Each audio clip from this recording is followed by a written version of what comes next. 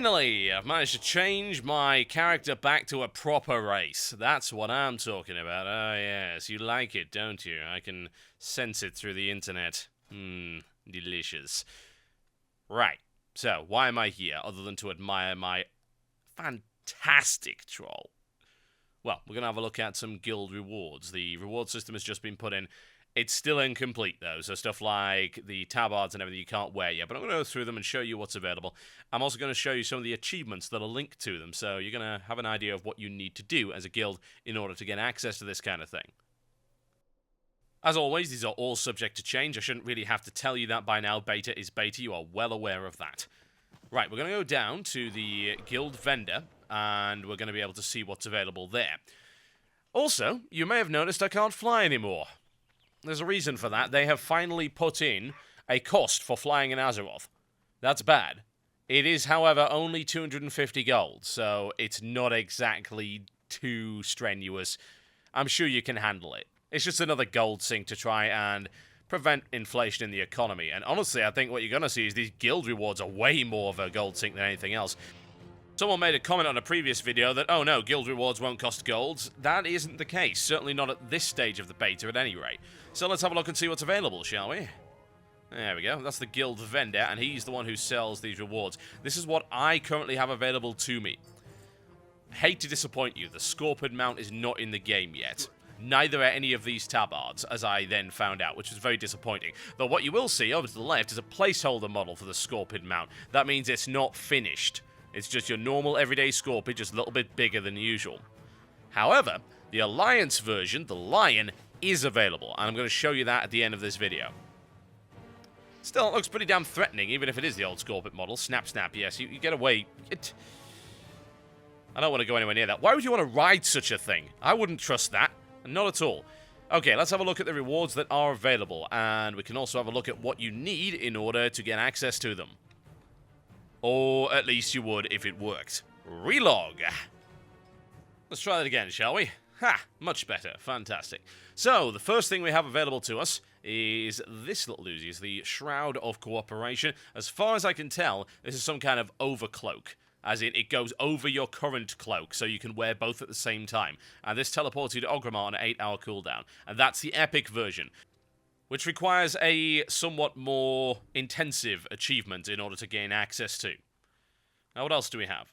Dark Phoenix Hatchling. This is a little companion pet, and in order to get hold of that, you have to complete the Heroic Cataclysm Dungeon achievement with guild groups. This little baby, on the other hand, you get by killing 50,000 critters as a guild. Yes, that's a guild achievement, Critter Kill Squad. There's the mount. We don't know what is required for that. I'd imagine you need to get up to Exalted Reputation. Funnily enough, the reputation doesn't really seem to affect an awful lot right now. There are a few items that you can't get access to, but a lot of them seem to be bound to achievements. So let's have a look at the achievement, shall we? That shows that you can expect 9 different heroic dungeons in Cataclysm. There's the Dead Mines one and the Shadow Fang one are there as well. Those aren't available right now, but the other 7 dungeons can be done, and of course they will all be done on video. Once the heroics come out, I'll run those as well. So that's what you need in order to get access to that Dark Phoenix Hatchling. You've got to beat all of those with a guild group. Now, the Reigns of the Dark Phoenix. This is a Dark Phoenix mount. Let's have a look at the achievement required. You have to complete all of these. This is the Glory of the Cataclysm Raider. Complete the Cataclysm Raid achievements listed below while being in a guild group. Not all that hard, is it? But then again, you know, the Dark Phoenix is going to be one of several mounts available, and no doubt they'll have much nicer versions available if you do better stuff. 3 versions of the Guild Battle Standard. These give an XP and honor gain boost to all guild members within 45 yards of it. There are 3 versions: an uncommon, a superior, and an epic version. All of these are better, so you've got 2%, 4%, and finally 6%. They all require friendly right now, and they all cost the same, so I would imagine that they're going to alter the reputation gain required for that. Now, what we have as well are a few unique recipes. That's a lot of bait, which is 50,000 fish caught with a guild. A lot of cooking required for that, and there's the Broiled Dragon Feast, a much bigger feast, and to do that, you've got to do the Dinner Party Guild achievement, place 5,000 feasts. That's going to take a long time, unquestionably. I wonder if any of these are currently tracked. I'm thinking no. You've also got these, the Guild Cauldrons. Now, you can get these by doing Mixmaster. Craft 25,000 flasks across your guild. At the moment, bear in mind, this could all be adjusted with time. You can use the cauldron to conjure flasks for your guild in a raid. Now, these vault vouchers are for 7th slot and 8th slot guild vault.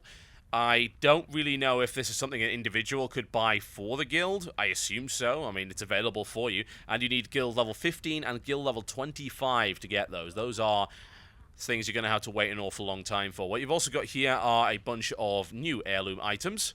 Various ones. You need to reach guild level 10 for that. These are the ones that we've got so far. Apparently, we've managed to purchase all 8 guild tabs anyway, which is kind of odd, but there you go. Beta is beta. All of these different ones with some nice abilities indeed, and they do scale up to level 85, so you're going to be wanting those if you're leveling any kind of alt. All of those require guild level 10, with the exception of the headpieces, which require guild level 20 in order to access. And right now they cost 20,000 gold each. As to whether or not that's going to stay that way, I really don't know. I imagine numbers are going to be tweaked and altered. But like I said, this is most likely where a lot of the gold sinking is going to actually occur, in the purchase of these guild-specific items. It makes perfect sense. And yes, do I look awesome in that helmet? The answer is no. No, I do not. Now, I promised you a lion. No tigers, no bears, but a lion will be provided for you.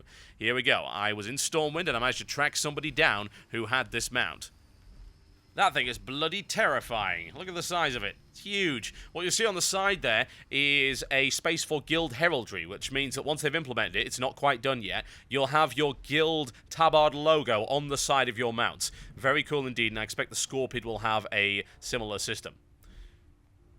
Now, it was a little bit difficult to get a view here, but I thought, hey, maybe you'd like to see it rode around, so I asked this guy nicely. And thankfully, he was more than willing to do that, so big shout out to Uglish for riding the big lion thing around and not eating me with it. Stretches as well, there we go. Following him as a gnome is a little tricky. I do need to race change this particular pre-made mage as well. There you go. Gallops around as you'd expect a giant lion would, I imagine. It also pads around quite nicely. I do like that. I think, actually, that might be a very similar animation to the cat, the Night Saber. That wouldn't surprise me. But I do like the texture work on that. A lot of the texture work is obviously of higher quality than the old mount, so that's good. And it even roars for you as well. Wonderful. My name is Totalbiscuit, and this was a look at the guild reward system as implemented today in the current state of the beta. I would think there's going to be quite a few changes still to come and alterations, so I will keep you up to date in future videos, and I'll see you next time.